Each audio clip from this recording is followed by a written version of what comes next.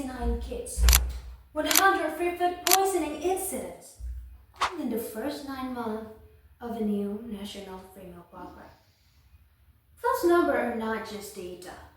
They show how a program that was supposed to support children's health and learning can actually put them at risk when planning and supervision don't match the scale of the idea. Imagine sending your child to school, expecting them to learn, but instead they end up in a clinic because of their school lunch. Assalamualaikum warahmatullahi wabarakatuh. Good morning everyone. I'm Khaira Cisadeva Marpaung from English Education 2024. I want to give my respect to our lecturers from Public Health, Public Policy, Education and Communication. And I also want to welcome the guest from Health Office and Nutrition Expert who joined us today. And thank you to all the fellow students for coming to this seminar. We all care about students' health, safe food, and good school program. However, what if a program that should help students ends up making new problem? Yes, this is what has been happening in Indonesia these past months. So today, in the seminar, we will look at this issue and try to understand what really went wrong. The purpose of this presentation is to explain what happened in the free meal program, why so many students got sick, and what can we learn to avoid this in the future. We will look at what the program is, what the data shows, why this incident happens, what's the impact on students and school, and what's the idea to fix and improve the system. First, let me explain what the program is. The Free School Meal Program started in January 2025. It was made by President Prabowo Subianto to give healthy meals for children and pregnant women and to reduce stunting. Reuters 2025 said the program planned to reach 83 million people with a budget of 171 trillion rupiah, about 10 billion US dollars. ABC News 2025 also said the idea was good, but many schools didn't have real kitchen or trained cooks. A big plan needs a system that is ready. If the system is weak, problem can happen. Now, let's see what happened. Reports from BBC Indonesia, Kompas, and BPOM showed worrying numbers. From January to September 2025, there were 103 food poisoning cases and 9,089 students got sick. BPOM said many cases happened because of bad hygiene and bad food storage.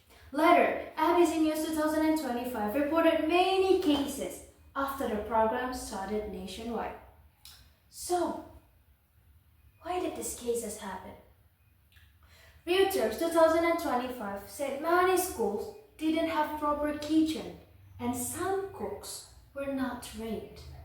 BPOM also found poor checking, expired food, and vendors who didn't follow basic rules.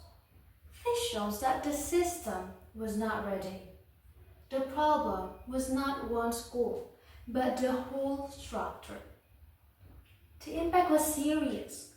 Thousands of students got sick, and the Ministry of Health said that more than 70% of them missed at least 2 days of schools. Parents lost trust, and some schools stopped the meals. This problem affects children's health, children's learning, and school trust.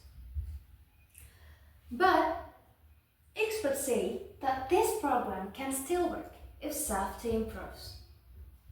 Reuters and the Jakarta Post 2025 suggested the first one is to check kitchen more often, so the regional head can check the distribution plans weekly or monthly. The second one is to start small before growing bigger, so we can start the program from the city first and then go to province and then next to the island and then start it nationwide. So if there's any problem, we can evaluate them. And when they reach the nation classes, it will be perfect. The third one is to train cooks well.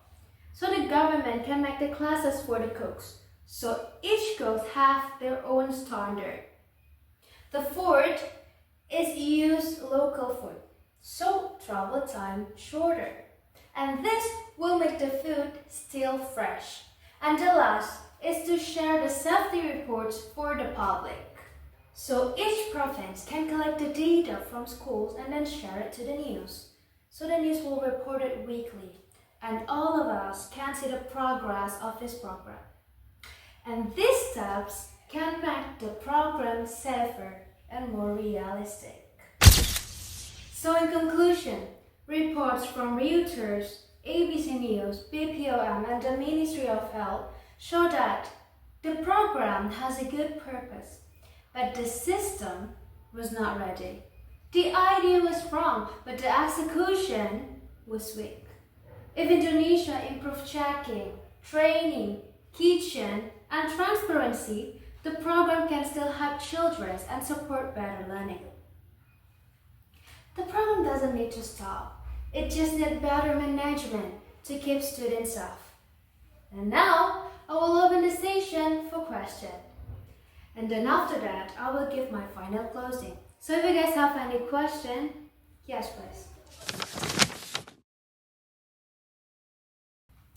Alright, thank you so much for the fun session of the Q&A. And then now I will give my final closing. Thank you so much for listening to my presentation. I hope that the explanation can help us see the problem more clearly and understand why this issue matters for children and for our public services. This topic shows that a good idea needs a planning and real responsibility to work well. Let's stay aware and support better action in the future. I'm Khaira Cisadeva Marpaung. Wassalamualaikum warahmatullahi wabarakatuh.